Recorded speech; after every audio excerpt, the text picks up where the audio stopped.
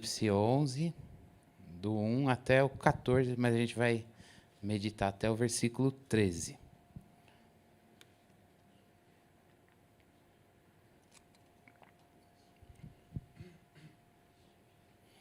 Então diz assim o texto: Foi-me dado um caniço semelhante a uma vara, e também me foi dito: Levante-se e vá medir o santuário de Deus, o altar, e os que adoram no santuário. Mas deixe de lado o átrio exterior do santuário, e não o meça, porque esse átrio foi dado aos gentios, que por 42 meses pisarão a cidade santa. Darei autoridade às minhas 2 testemunhas, para que profetizem durante 1260 dias, vestidas de pano de saco. São estas as 2 oliveiras e os 2 candelabros que estão em pé diante do Senhor da terra. Se alguém pretende causar-lhes dano, da boca dessas testemunhas sai fogo e devora os inimigos. Sim, se alguém pretender causar-lhes dano, certamente deve morrer. Elas têm autoridade para fechar o céu, para que não chova durante os dias que se profetizarem. Tem autoridade também sobre as águas para transformá-las em sangue, bem como para ferir a terra com todo tipo de flagelos, tantas vezes quantas quiserem. Quando tiverem, então, concluído o testemunho que devem dar, a besta que surge do abismo fará guerra contra elas. A besta vencerá e matará as testemunhas, e os seus cadáveres ficarão estirados na praça da grande cidade, que espiritualmente se chama Sodoma e Egito, onde também o seu Senhor foi crucificado.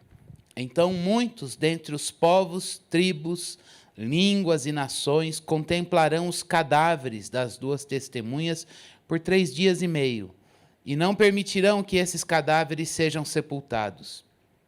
Os que habitam sobre a terra se alegrarão por causa da morte dessas 2 testemunhas, realizarão festas e enviarão presentes uns aos outros, porque esses 2 profetas atormentaram os que foram sobre a terra.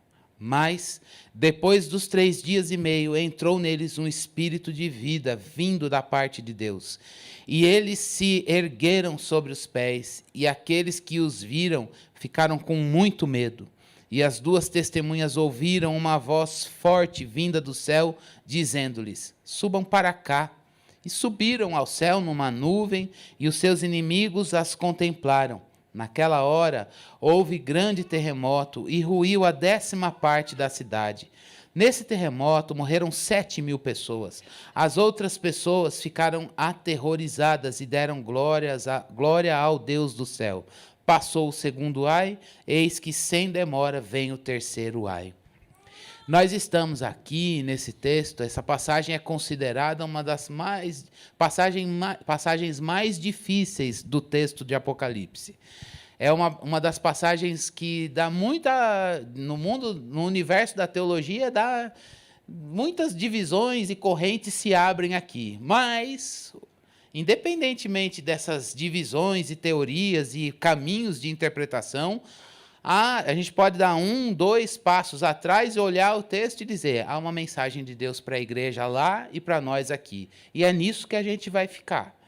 Então, a gente está num momento da revelação do Apocalipse que é o fim da história. Quando Jesus estiver, a gente já está vendo a trombeta soar, as trombetas soarem e Jesus voltando. Então, nesse período da história, a gente tem um desafio de pensar o testemunho do Evangelho pela igreja da qual você faz parte e eu também faço parte. O desafio desse texto é chamar a nossa atenção ainda naquele interlúdio entre a sexta trombeta e a sétima trombeta, Jesus conversando com o João e dizendo: calma, eu vou trabalhando a igreja a fim de encorajar, de edificar, de fortalecer a fé do povo de Deus, para que eles pudessem suportar ou não se escandalizar com tamanha visão difícil de ser contemplada, que é o fim da história. E nesse período do fim da história, a gente vê Deus mostrando para João, para a igreja naquela época e para nós, como nós vimos na semana passada, a gente vê Deus chamando a atenção para alguns pontos. E na semana passada foi: qual é o lugar da palavra na sua vida? Hoje, nesse período do fim da história, Deus chama para a revelação ou mostra uma visão ao lado para mostrar para a igreja e chamar a atenção da igreja, a sua atenção, a minha atenção, chamar o seu coração e o meu coração exatamente para o fato de que, a partir do lugar da palavra na sua vida, lembre-se, na sua vida espiritual não tem poder nenhum que possa destruir. Portanto, testemunhe o evangelho até o fim.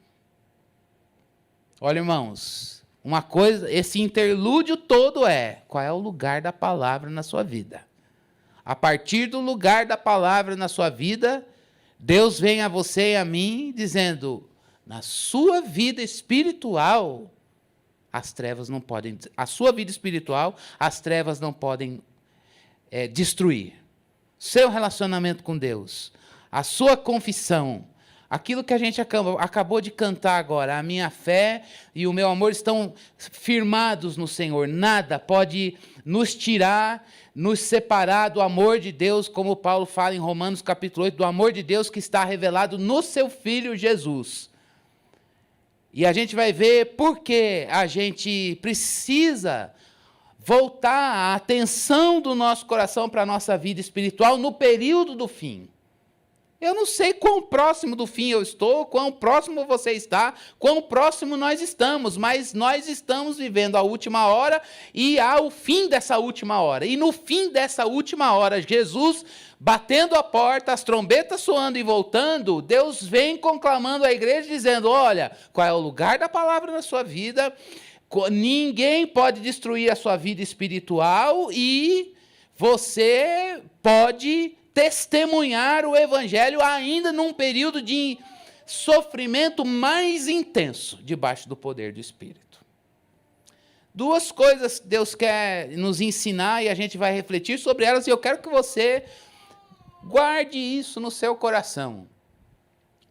Que nesse período de próximo do fim, o fim diante dos nossos olhos, a gente é desafiado pelo Senhor a pensar o lugar da palavra, e esse lugar da palavra estruturar e fortalecer a nossa vida espiritual, e esse fortalecimento espiritual desemboca numa testemunha viva, cheia do poder de Deus, para pregar o evangelho mesmo em face à morte.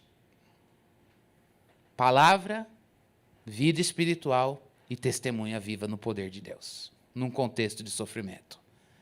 Essas três coisas, a primeira a gente já viu na semana passada, mas essas duas, o Senhor quer trazer uma chamada para a sua mente, para o seu coração, para a minha mente, para o meu coração. Então a gente vai ver que nesse momento de próximo do fim, em que uma besta, que as pessoas atribuem o nome dela em outras passagens bíblicas de anticristo, que a gente vai falar disso mais para frente, ela emerge para fazer frente ao povo de Deus. Não é pouca coisa não, gente. Você vê uma figura dessa na última hora, desafiando a igreja, enfrentando um poder das trevas, que ele está chamando de besta, que a Bíblia em outras passagens vai chamar de anticristo, enfrentando o povo de Deus, e Deus dizendo: a palavra está aí. A vida espiritual está fortalecida no evangelho. E o poder de Deus vai fazer de você testemunha, mesmo em frente à ameaça de uma besta. Não é para fracos. Não é para pessoas que dependem de Deus. Para pessoas que têm uma fé forte no Senhor. Que têm uma confissão firmada na palavra. É nesse período que o Senhor É esse o período que Deus está revelando para João e que está registrado na palavra para nós, quando o anticristo vai atacar a igreja, mas ele vai ser vencido pelo poder do Senhor. A gente vai ver isso lá no capítulo 12. Mas aqui, Deus levanta duas testemunhas, elas representam e simbolizam a atividade da igreja de evangelização nesse período, diante dessa besta, diante da imposição de poder desse sistema contra o evangelho. Mas Deus conclama a igreja, firmada na palavra, firmada espiritualmente, para testemunhar o evangelho. E essas duas testemunhas, elas estão simbolizando a igreja de Jesus e também apontam para o surgimento de dois profetas nesse tempo do fim. Quem são eles? Não sei. Quando chegar, a gente vai saber. Teorias? Ixi, tem muito. João, Jesus, Moisés, Elias. Ih, não está revelado, então a gente guarda aqui, lá na sala de aula a gente discute, mas aqui prega o evangelho. Olhe o poder da besta. Fique firme na palavra, cuide da sua vida espiritual e no poder do Espírito, pregue o evangelho e, se Deus quiser, morra. Mas fique firme na sua confissão. Deus quer a atividade de testemunhar do evangelho. O que vai acontecer depois disso? Só para a gente pensar em que momento do fim a gente está.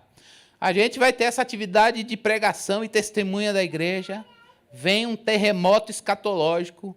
Muitas pessoas se convertendo, habitantes sobre a terra, o retorno de Jesus e o arrebatamento da igreja, depois uma batalha final e uma série de eventos depois dessa batalha final, que é o quê? Quais são eles? Milênio, julgamento dos santos e dos ímpios, novo céu e nova terra. Então a gente está estudando, está vendo aqui hoje um momento que Jesus está às portas, voltando, que precede o arrebatamento da igreja, e nesse período a gente vê uma besta que surge do abismo, fazendo frente à igreja. E Deus quer que a gente faça o quê? Sai correndo? Não, fique firme na confissão, firmado na palavra, cheio do poder de Espírito, testemunhando o evangelho. Isso Deus começa a fazer na sua vida, na minha vida, hoje. Não sei quão próximo do fim nós estamos. Mas uma coisa é certa, há uma mensagem de Deus para fortalecer a igreja lá na época de João, você aqui e quantas gerações vierem depois de nós, para fortalecer a igreja em meio a esses ataques e esse cenário assustador do fim. A primeira lição está no versículo 1 e no versículo 2. Nesse cenário em que uma besta emerge do abismo, fazendo frente à igreja, que é atacar o povo de Deus e a mensagem do evangelho, e destruir as testemunhas do evangelho para que elas não testemunhem do evangelho, neste sentido, diz a palavra de Deus, que ele mandou João pegar uma vara de medir e vai medindo o templo. Então, o que isso tem a ver com a mensagem para nós? Novamente, João está vendo a eternidade e o repertório dele é o Antigo Testamento. Quando é que lá no Antigo Testamento Deus mandou um profeta medir, anotar as dimensões do templo? Foi no livro de Ezequiel, no capítulo 40, do versículo 3 em diante. Deus chega para o profeta e diz, vai lá no templo, que na época dele era o templo de Salomão, e diz, faz a medição do templo.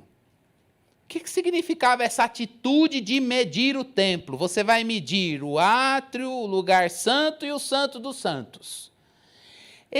O ato de medir uma linguagem simbólica lá com o profeta que se repete aqui, é a atitude de Deus mostrar para o profeta, naquele contexto, no livro de Ezequiel, de que ele conhece quem habita o templo e quem está fora, quem é dele e quem não é dele.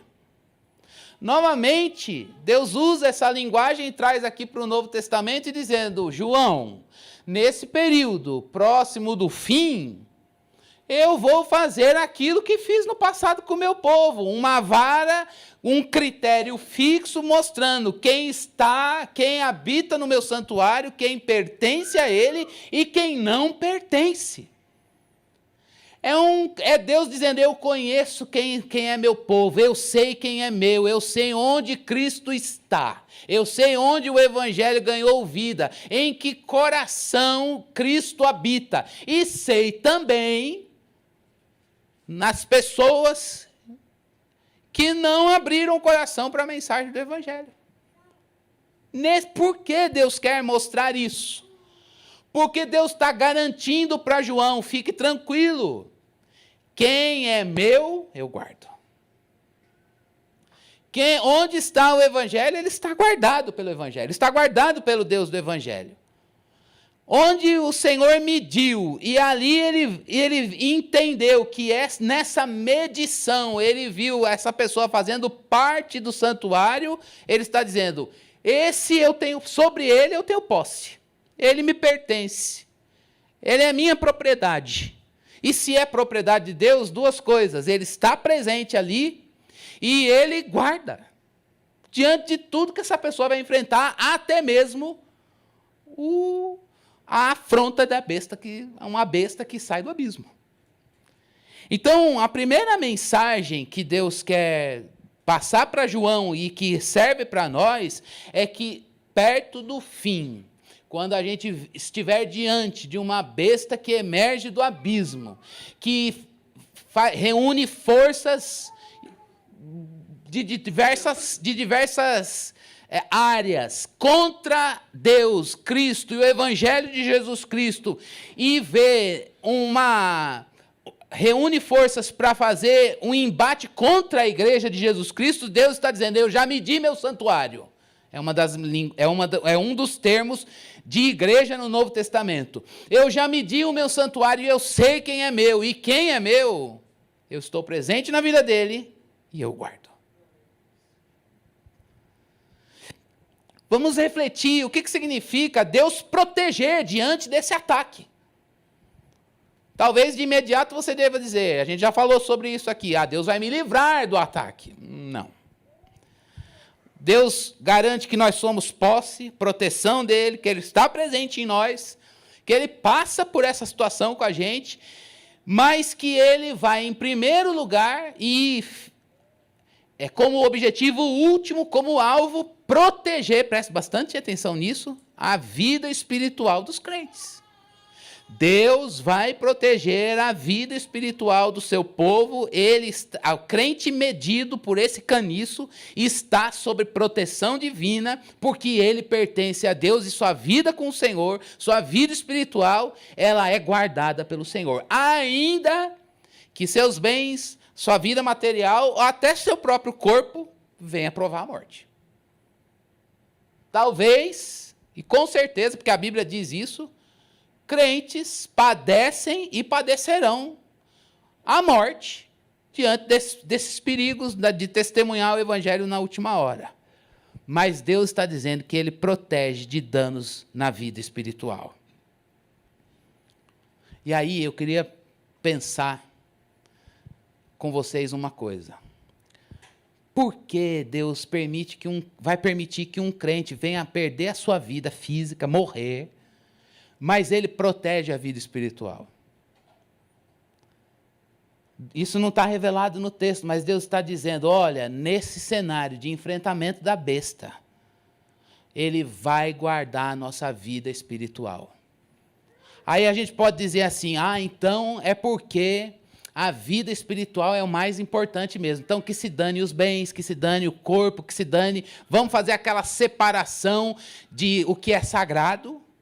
E o que é sagrado são as coisas de Deus, e o que é secular ou profano são as coisas que Deus não vai nem guardar diante da última hora mesmo, lá naquele momento do fim. Então, a gente não precisa dar muito valor, não precisa ser mordomo de Deus nessas coisas. Não é isso.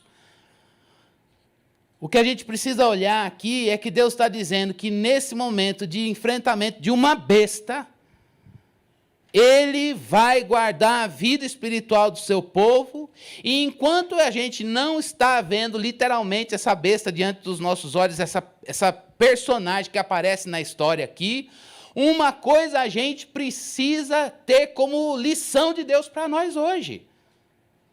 A gente precisa entender que tudo na nossa vida, todas as coisas da nossa vida precisam ser nutridas, julgadas, governadas, referenciadas pela nossa vida espiritual. Cristiano, eu estou aqui na igreja para cuidar do meu relacionamento com Deus, mas a minha vida no trabalho eu toco de acordo com a minha. Não. A mordomia do corpo eu vou deixando a vida me levar. Não. Tudo que diz respeito à sua vida e à minha vida, tudo que diz respeito, tudo aquilo que te define, todas as atividades que a gente desempenha, todas as coisas que o Senhor nos deu para a gente viver, ter e fazer, precisam ser regidos pela nossa vida espiritual. Quando eu falo de nossa vida espiritual, é o nosso relacionamento com Deus pela palavra, debaixo da direção do Espírito.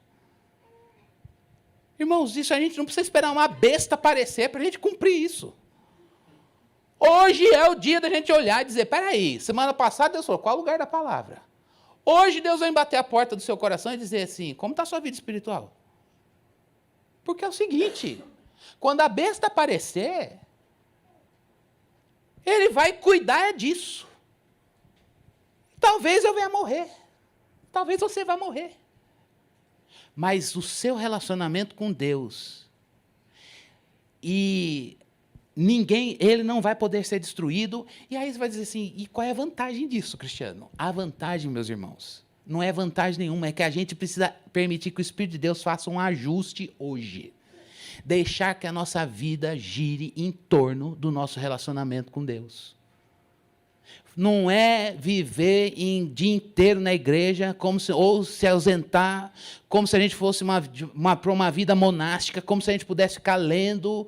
Bom seria, lendo a palavra, orando e cantando, pensando nas coisas de Deus, sem contato com o mundo, uma vida separatista, ou um desprezo pelas coisas físicas ou materiais ou palpáveis. Não, mas é interagir no mercado de trabalho, lidar com a higiene pessoal, cuidado com a saúde, ser mordomo de Deus e pensar o seu patrimônio, as coisas que você tem, ou a sua formação intelectual, ou a educação dos seus filhos, ou pensar todas as coisas que o Senhor nos deu, dizendo, Deus, para eu servir ao Senhor neste mundo, eu quero que tudo isso saia lá do santuário. Eu quero que todas as coisas da minha vida elas partam do relacionamento com o Senhor e elas voltem, elas apontem para o relacionamento com o Senhor, porque esse relacionamento ninguém vai destruir, nem a besta. Porque a gente vai esperar essa manifestação contra o Evangelho de Jesus, se hoje o Senhor está dizendo, no interlúdio para João, porque essas coisas ainda iriam acontecer, dizendo, João, olha, estou escrevendo, primeira coisa, o povo precisa ficar em paz. A palavra vai estar lá. Segundo ponto, eu vou guardar a vida espiritual de cada um. Irmãos, a mensagem é, a sua vida não gira em torno das coisas que você tem, das coisas que eu tenho. Ou você não pode estar aqui pensando, poxa, a minha vida está parada porque eu não tenho. Cristo morreu, ressuscitou, o Espírito foi enviado, a palavra está com você, você é casa de Deus, templo vivo, o Espírito habita em você, a palavra está aí, viva a vida em plenitude. Ai, mas falta tanta coisa para eu conquistar, amém. Mas a sua vida não é o que você tem, o que você não tem, o que você faz, o que você não faz, a sua vida, a nossa vida é o Evangelho de Cristo Jesus, e é isso que vai nos sustentar na bonança e até no sofrimento diante da besta. E aí a gente não pode chegar nesse cenário despreparado.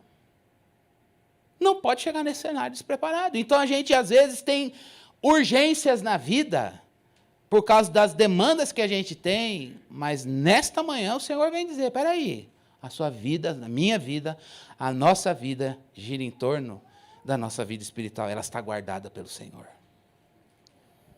É por isso que não dá para a gente ter uma perspectiva pragmática e utilitarista com Deus. Eu vou na igreja porque eu vou buscar Deus, Deus abre as portas, Ele vai fazer isso. Ele vai fazer. Só que do mesmo jeito que Ele faz, Ele dá, conforme o plano dele, Ele tira. Ele permite que Satanás toque como permitiu que tocasse na vida de Jó. Mas no relacionamento com Deus, isso ninguém destrói. A aliança que a gente tem com o Senhor, essa ninguém toca. Agora, talvez você diga, mas eu tenho outras urgências. Mas o Senhor está dizendo para a gente dar um passo atrás e a gente priorizar a nossa vida espiritual. E parece que é a primeira coisa que a gente abre mão quando a luta vem. Parece que é a primeira coisa que a gente flexibiliza o que não deveria ser flexibilizado quando a pressão vem. E Deus, Ele está dizendo isso para o João, olha, como Ezequiel fez, eu vou atualizar essa visão e vou fazer agora com a igreja. O que era lá localizado no povo, agora se estende para o povo dele no Novo Testamento, ele medindo e dizendo, esse é meu santuário. Então Deus preserva, irmãos, eu queria que você guardasse isso, Deus preserva a nossa espiritualidade, que coisa maravilhosa. Eu não sei se você já teve momentos em que você ficou em crise de perceber que a sua espiritualidade não é mais o que foi. Dá um desespero, né? Você fala, Deus, eu não te escuto como eu escutava. Talvez você esteja aqui hoje dizendo, Deus, o pastor está falando, mas meu coração não pulsa, não. Na minha época de adolescência, tinha uma música, uma crítica social e várias coisas, dizia, o pulso ainda pulsa. Quem é mais velho vai lembrar dessa música. Lembra? O pulso ainda, pois talvez você fique surpreendido hoje, Deus, eu estou feliz porque o pulso ainda pulsa. Mas, meus irmãos, olha, é para você e para mim. Deus tem poder para preservar a sua vida espiritual diante do sofrimento e diante de uma besta que se apresenta contra a obra de Deus na sua vida. Ele tem poder para não permitir que o nosso coração seja contaminado com as influências idólatras, como a gente viu na última pregação que o Lucas fez.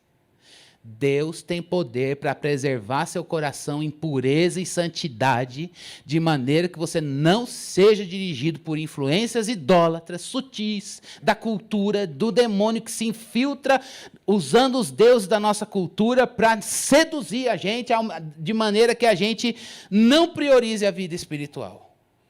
Creia no poder de Deus, ore sobre isso. Peça isso ao Senhor. Deus tem o poder de fazer com que a gente habite numa cidade que ele chamou ali, é Jerusalém, mas ela está mais configurada como Egito e Sodoma, ou como um lugar de imoralidade e corrupção, e um lugar de perseguição e opressão para o evangelho de Jesus. E ele tem, assim, permite que a gente veja essa corrupção, habite esses ambientes totalmente imersos em idolatria, mas ele preserva o nosso coração nele. Esse deve ser o nosso alvo, esse deve ser a nossa aspiração. Senhor, eu quero habitar, eu posso habitar num Egito com Sodoma. Olha que coquetel Molotov, não é? Egito com Sodoma é coquetel Molotov. Você misturar essas duas coisas, você lembra dessa época? Não, do coquetel Molotov? Não? Gente, não é tão longe assim, não é coisa da nossa geração. É coquetel Molotov, você juntar e você habitar num ambiente desse, você vai morrer. Você vai morrer. E Deus está dizendo, não. Eu preservo o coração, eu preservo a vida espiritual. Preservo a vida espiritual do povo que pode estar habitando num lugar que é Sodoma com Egito. Eu não sei se nós estamos vivendo nesse ambiente, mas que há raios disso que me atingem, sim. E eu tenho certeza que também. Há algumas luzes dessa junção de Egito com Sodoma que afugenta o povo de Deus ou tenta se apresentar diante de você já na nossa geração. E aí Deus está dizendo, olha, talvez a gente fale, mas eu vou perder isso, vai comprometer tal coisa. E Deus está dizendo, o coração e a vida espiritual vai estar preservada, porque nós somos dele. Contra essa atmosfera de oposição a Deus e de sedução contra o evangelho do Senhor, ele está dizendo, olha, ele vai guardar os seus. E isso deve fortalecer o nosso coração. Portanto, hoje, se a sua vida espiritual ela já está sendo seduzida por essa atmosfera de Egito com Sodoma, hoje é dia de a gente se voltar para Deus e dizer, não, Deus, espera aí. Se o Senhor me permitir ver essa besta que vem do abismo e que vai enfrentar com todas as forças que lhe são possíveis o povo do Senhor que prega o Evangelho, eu quero estar preservado no fervor e na pureza, firme no Senhor. Enquanto esse dia não chega, irmãos, é o dia da gente fortalecer-se no Senhor e na força do seu poder, para a gente resistir no dia mau. Paulo disse isso em Efésios 6:10. Fortaleça-se no Senhor e na força do seu poder. Qual é o lugar da palavra? E agora Deus vem dizendo, como está a sua vida espiritual? O que Ele vai preservar e por onde a nossa vida deve girar em torno da nossa vida espiritual. E volto a dizer, isso não é uma vida monástica. É cuidar da vida espiritual para trabalhar mais, para viver ancorado nesse mundo, para construir os bens materiais que o Senhor te permitir, mas tudo isso partindo do santuário e voltando para lá, para o relacionamento com Deus.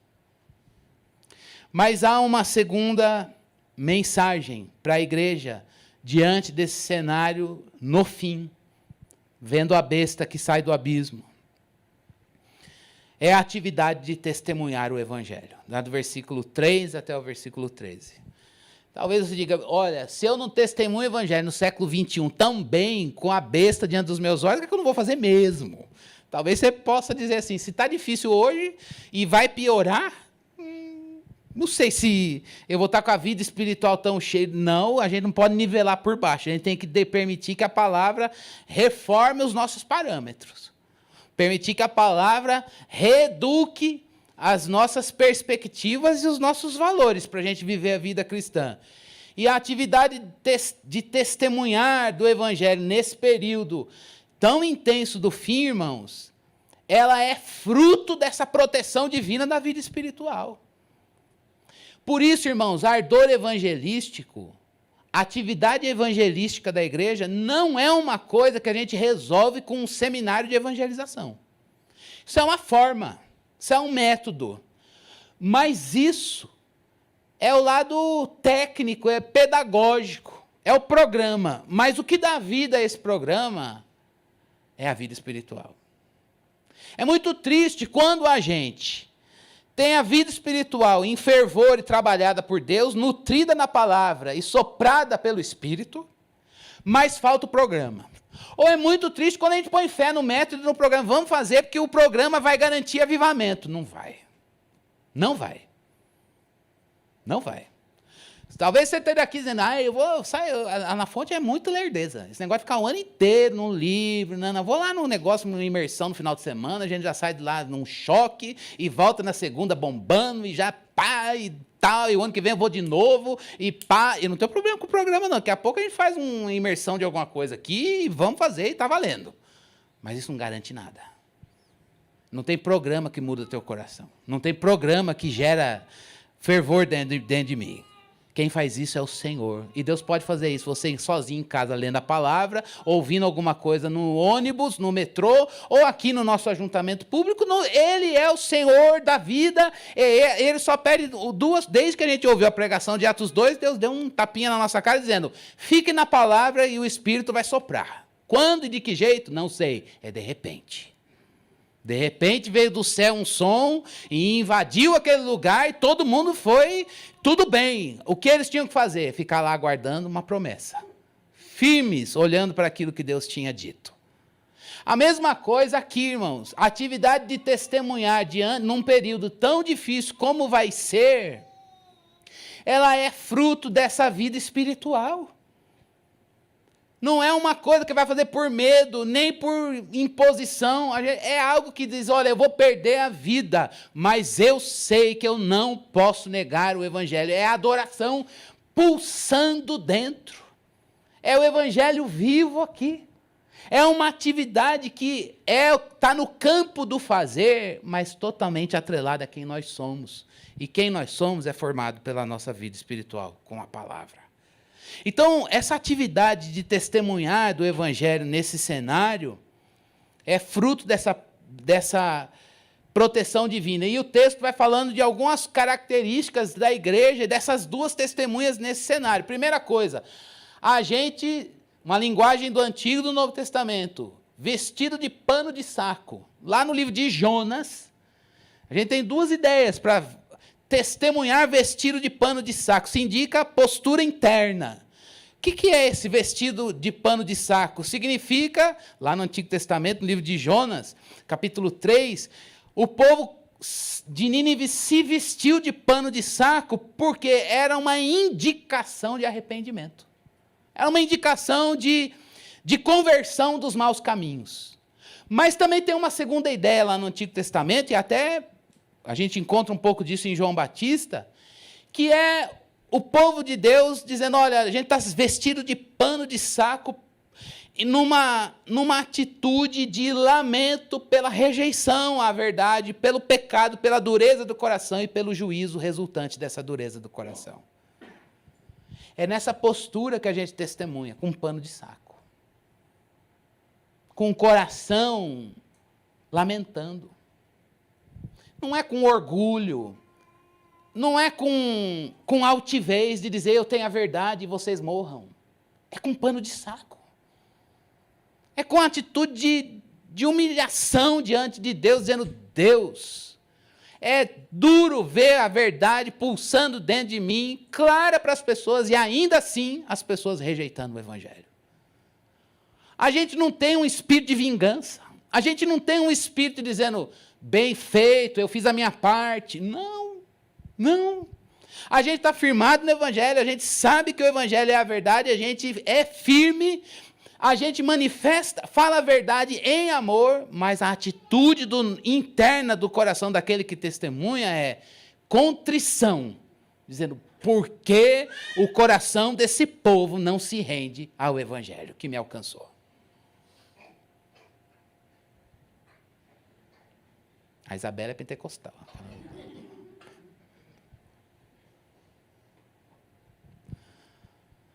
Irmãos, é com atitude de contrição interna que a gente recebe o Evangelho e a gente testemunha. Eu fico pensando como a igreja se comporta na sociedade hoje. Se a gente tem essa postura de pano de saco. Da gente saber que a gente tem a verdade foi dada, ela nos alcançou, a gente vive e testemunha, mas em muitos momentos falta a postura do pano de saco. Falta a postura de um coração humilde, que lamenta, que não vai tomar para o pessoal a discussão, e que vai saber o momento de dizer, é hora de falar, é hora de me calar. Eu creio que o Espírito de Deus é poderoso para colocar esse pano de saco, fazer você entender esse pano de saco na sua dinâmica da vida aí. Mas não apenas isso. A igreja testemunha, e aí ele usa a figura de candelabro mais duas oliveiras. Novamente, está se apoiando no texto do Antigo Testamento, Zacarias, capítulo 4, versículo 2 ao versículo 6, naquele momento de regresso do cativeiro, Deus levanta ali dois líderes na nação, Josué e Zorobabel, um representando o reinado, o outro representando a vida sacerdotal, e Deus usa essas imagens para dizer, olha, eu vou governar, eu vou trazer o povo de volta, a vida vai voltar, a glória, a gente já sabe pelo profeta, já a glória da segunda casa vai ser maior do que a primeira, mas eles foram dois instrumentos lá no passado para a reconstrução do templo, e o Espírito de Deus, está lá no texto de Zacarias, não é pela força, mas é pelo Espírito. O Espírito de Deus venceria os oponentes. A gente não pode perder isso tem que calar fundo no nosso coração, a gente testemunha, mas quem destrói o poder das trevas é o Espírito Santo. A nós não nos foi dada autoridade e poder para tirar a vida de ninguém, para matar ninguém em nome do Senhor. A nossa missão é falar a verdade vestido de pano de saco. Os efeitos, a destruição dos oponentes, é o Espírito de Deus que faz isso. Acho que a gente está confundindo papéis na testemunha. A gente precisa ter a palavra em chamas dentro de nós, a palavra viva aqui dentro, nutrindo a nossa vida espiritual, fazendo de nós testemunhas vivas no poder do Espírito, mas vestido de pano de saco. E sabendo que quem destrói os oponentes é o Senhor. Parece que hoje a gente está pegando a espada e não é no poder do Espírito, não. Sou eu mesmo que vou cortando e vou fazendo. Não, você se veste de pano de saco, chora aos pés do Senhor e dependa do poder de Deus, porque Ele, a seu tempo, vai fazer a obra dele. A nós nos cabe fazer o que Ele mandou. Vestir-se de pano de saco. E entender que não é pela força e nem pela violência, mas é no poder do Espírito. Isso faz a gente buscar mais o Senhor. É pelo poder do Espírito que essas pessoas, as testemunhas, elas vão manter o seu testemunho profético no mundo. Deus dá sinais. Quais são os sinais? Uma linguagem das pragas, a gente vê nos últimos versículos. Linguagem dura, vai fazer isso, o povo resistindo, vem juízo. Mostrando novamente, Deus mostrando aquela linguagem do Antigo Testamento das pragas, mostrando que as forças demoníacas, que os deuses terrenos não têm o poder de controlar a vida e as forças naturais. Tudo isso está debaixo do domínio do Senhor, mas a igreja testemunha vestida de pano de saco em sinal de contrição, de lamento, pelo juízo que vem, e ao mesmo tempo sabe que ela não tem o poder de executar o juízo. Ela prega, ela anuncia, mas quem derrota as forças do mal é o poder do Senhor. É por isso que a gente paga para não entrar na briga. É por isso que a gente diz, não, eu estou aqui em amor falando a verdade. Não quero pegar a espada em nome do Senhor, não vou fazer isso não. A palavra de Deus, ela é exata, ela é viva e eficaz. Por isso, irmãos, o sofrimento e a morte que a gente vier a passar nesse cenário de testemunhar o Evangelho, serve para quê? Serve como um privilégio para a gente ter uma comunhão mais profunda com o Senhor Jesus. Como Paulo disse em Filipenses capítulo 3, versículo 10. Eu desejo ter comunhão dos sofrimentos. É nesse momento que a gente vai poder passar pelo sofrimento e dizer, eu tenho uma comunhão mais aguçada com o meu Redentor porque Ele sofreu. E aí, a atitude das pessoas de rejeitar o Evangelho nesse texto, nesse tempo, não vamos nem vamos matar essas testemunhas, não vamos nem sepultar, vamos deixá-las expostas, o texto diz. Essa recusa de sepultamento é um insulto, é um desprezo, nós não vamos sepultar. O desprezo é tão grande, a rejeição ao Evangelho é tão grande, numa Jerusalém apóstata, que está ali dizendo, não, o povo vai ficar exposto aqui. Mas o versículo 11 e 12 diz que Deus trouxe ressurreição, Deus trouxe vida. E essas testemunhas estão em pé, diante dos habitantes da terra, para mostrar o poder do Evangelho. São essas duas coisas que o Senhor deseja chamar a nossa atenção com amor. Chamar a atenção não no sentido de pegar no pé, mas chamar a nossa atenção no sentido de mostrar prioridade. Você está vivendo no tempo do fim. Quão próximo do fim a gente não sabe. Mas a besta virá. E ecos já aparecem aqui, para mim e para você. É uma atmosfera sedutora, idólatra. E Deus está dizendo, qual é o lugar da palavra na tua vida? Cuide da sua vida espiritual, porque ela vai fazer de você uma testemunha viva no poder do Espírito. É uma mensagem que precisa ser ouvida constantemente. Talvez você vai sair daqui hoje dizendo, puxa, mas eu tenho uma listinha de urgências na minha vida. E Deus veio falar da vida espiritual. A sua vida começa no altar e ela aponta para lá. É muito triste quando a vida é toda compartimentada e a gente separa as coisas santas das coisas profanas, sendo que na Bíblia tudo é do Senhor. Tudo pertence a Ele. O que Deus tem a ver com a minha vida sentimental? Tem tudo a ver. Foi Ele que criou você. Ele que te deu emoção, Ele que inventou casamento. O que Deus tem a ver com o acúmulo da riqueza ou perda de riqueza? Tudo a ver. Do Senhor é a terra e tudo que nela habita. O que você tem não é teu, Deus te deu como mordomo para você cuidar do que é dele. Ah, mas é pouco, é dele. É muito, é dele. A vida espiritual, irmãos, é o que rege todas as coisas.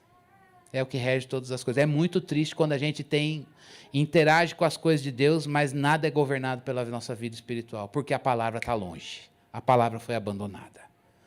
Qual é o lugar da palavra? Ela vai nutrir a vida espiritual. A vida espiritual vai fazer da gente testemunha. Que testemunha? Vestida de pano de saco. Como? No poder do Espírito. Se configura como o quê? 2 oliveiras que produz o óleo para o candelabro ficar aceso. É assim que Deus quer a igreja. Numa função sacerdotal e brilhando, apontando a verdade do Evangelho. No poder do Espírito. A gente tem trocado a linguagem e os artifícios. A gente acha que a gente precisa dos artifícios do mundo para fazer o Evangelho relevante. Não. O Evangelho é o poder de Deus para a salvação. E o Evangelho pede uma testemunha no poder do Espírito, vestida de pano de saco, que seja governada por uma vida em chamas no altar do Senhor. É assim que as pessoas vão chegar ao conhecimento da verdade. O que adianta o seu talento e o meu talento? O que adianta a nossa estrutura? Ou pouca estrutura? No que isso é um empecilho para que o Evangelho seja testemunhado e anunciado? O que adianta as nossas competências se a nossa vida espiritual está em miséria? É isso que o Senhor quer dizer para nós. E aí a gente tem que pensar como a gente responde a esse desafio. Eu vou usar uma palavra com muito temor. Há fogo no altar. Venha ele, para que o seu coração queime. Há fogo no altar, para que a nossa vida espiritual ela esteja melhor do que o que ela esteve ontem. E amanhã ela esteja mais fervorosa do que o que ela está hoje. E assim, se a gente vê uma besta diante de nós, que se opõe contra o Evangelho de Cristo Jesus, a gente possa dizer, eles, pois, o venceram pelo sangue do Cordeiro e pela palavra do testemunho, mesmo em face à morte, eles não amaram a própria vida. Por quê? Porque Jesus é a nossa vida. Agora, você não precisa ver a besta para começar a cumprir isso. Talvez hoje, nessa atmosfera idólatra que a gente vive, que tenta seduzir a gente pode dizer, alto lá, alto lá. Irmãos, como Deus está batendo nisso aqui. Ainda bem que não foi texto salteado. É na sequência, e aí eu não tenho problema nenhum de ver que o que eu estou falando aqui já foi dito há 2 semanas atrás na pregação do Lucas. Por quê? Você dobra o seu joelho e fala, e aí, Deus, dá para trocar os pastores da igreja? Pode orar, não vai trocar não. Agora não. Acho que melhor a gente dizer, Deus, tá bom, eu quero te ouvir. Por que o senhor fala sempre a mesma coisa? Por que o senhor vem texto após texto? Porque está na Bíblia, é a revelação que ele deu, ele fez ela assim. Vamos nos render. É uma pauta, é uma agenda, é uma prioridade e a gente precisa parar e dizer, peraí, deixa eu ouvir. Ah, mas de novo, já ouvi na pregação do Lucas. De novo, por quê? Porque ele quer que a gente escute mais. Ou melhor, ou revisite. Verdades precisam ser revisitadas. Verdade da palavra precisa ser revisitada, mesmo que a gente já as conheça. E é isso que o Senhor quer fazer com a gente hoje. E vai fazer muito mais até o capítulo 22. Então, abra o seu coração, abramos o nosso coração, para que o Senhor possa reformar a nossa vida na palavra. Vamos orar? Muito obrigado, Senhor, porque o Senhor preserva a nossa vida espiritual. Que consolo, porque a gente não sabe fazer isso. Muito bom, Senhor Deus, saber que há esperança quando até o nosso relacionamento com o Senhor não está como já foi, ou como deveria estar, de acordo com a Tua palavra. Há um Deus todo-poderoso, é o nosso Redentor, que sabe preservar a nossa vida espiritual. Muito obrigado, porque o Senhor preserva a nossa vida espiritual. Na semana passada, o Senhor fez a gente olhar qual o lugar da palavra na nossa vida, e hoje o Senhor vem chamando a nossa atenção, ó Deus, para a partir do lugar da palavra na nossa vida, fazer com que a nossa vida espiritual, ela seja a essência do nosso viver, Deus. O nosso relacionamento com Deus pela palavra, debaixo da direção do Espírito. Senhor, em nome de Jesus, aqui estamos nós. Aqui está o teu povo, Senhor Deus. Nós pedimos, Senhor Deus, que ainda que a gente não veja uma besta diante dos nossos olhos, fazendo frente à verdade do Evangelho, Senhor, nós sentimos uma atmosfera sedutora. Nós percebemos uma atmosfera que luta, Senhor Deus, e quer nos tirar da prioridade de ter o Senhor como nossa vida. Ajuda-nos a resistir. Ajuda-nos a fugir das ciladas do diabo. Ajuda-nos, Senhor Deus, a resistir no dia mal, fortalecendo-se no Senhor e na força do seu poder. E havendo feito tudo, a gente ficar firmes. Só o Senhor pode fazer isso. Deus, a gente quer estar firme na vida espiritual. A gente pede ao Senhor uma vida espiritual firme, uma vida espiritual fortalecida no Senhor. Deus nos livra, Senhor Deus, de uma vida medíocre, nos livra de uma vida que não prioriza a excelência, de uma vida com Deus pobre, de uma vida com o Senhor, ó Deus, andando, ó Deus, vazio, Senhor Deus. Nós, o que pedimos ao Senhor nesta manhã é: nos enche do teu Espírito. Nós queremos e precisamos ser cheios do teu Espírito. Queremos falar entre nós com salmos e hinos e cânticos espirituais e assim sermos cheios do Espírito. Nós queremos remir o tempo, porque o dia é mau. Nós queremos usar bem o tempo, Deus, para comunhão com Deus, para comunhão com o Senhor, para comunhão com a igreja, para comunhão, para o relacionamento com Deus, que desemboca nas nossas atividades chamadas seculares. O que nós não queremos é uma vida dupla, uma vida dividida, uma vida secular que não tem nada a ver com a vida com o Senhor, e ela sempre tendo a proeminência. O que nós queremos hoje é, se isso nos define, corrige, Deus, ajusta. Tira essa vida, Senhor Deus, e dá-nos uma vida como a de Jesus, que exerceu um ministério na Galileia, mas no poder do Espírito. Que sabia, ó Deus, que as atitudes e as decisões que ele deveria tomar na vida cotidiana vinham na presença de Deus. Vinham da vida espiritual, vinham de fazer a vontade do Senhor, de conhecer a vontade do Senhor. Nos coloca melhor nos nossos trabalhos, na administração dos bens, no cuidado com a saúde, no relacionamento com família, no relacionamento conjugal, na vida sentimental, na vida de solteiro. Nos coloca melhor a partir da vida espiritual, Deus. Nos coloca melhor, ó Deus, naquilo que o Senhor nos deu a partir da vida espiritual, e nós pedimos que o Senhor, novamente pedimos, nos enche do teu Espírito. Faze-nos testemunhas, vestidas de pano de saco. Nos livra ó Deus, da ornamentação da altivez, e nos livra, Senhor Deus, do manuseio da espada deste mundo. Que a gente saiba que a gente não tem força, poderoso é o Senhor, e é o Senhor que dá cabo dos seus inimigos. A nós nos cabe falar a verdade em amor, vestidos de pano de saco. Ó Deus, que a gente vá buscar o óleo da oliveira, para que o candelabro esteja aceso sempre. Que a vida sacerdotal, a vida de adoração, a vida diante do Senhor, nos coloque no governo, nos comandos para a vida. Que na presença do Senhor a gente receba, ó Deus, a nutrição, Senhor, para vivermos neste mundo, ainda que os nossos olhos vejam a besta.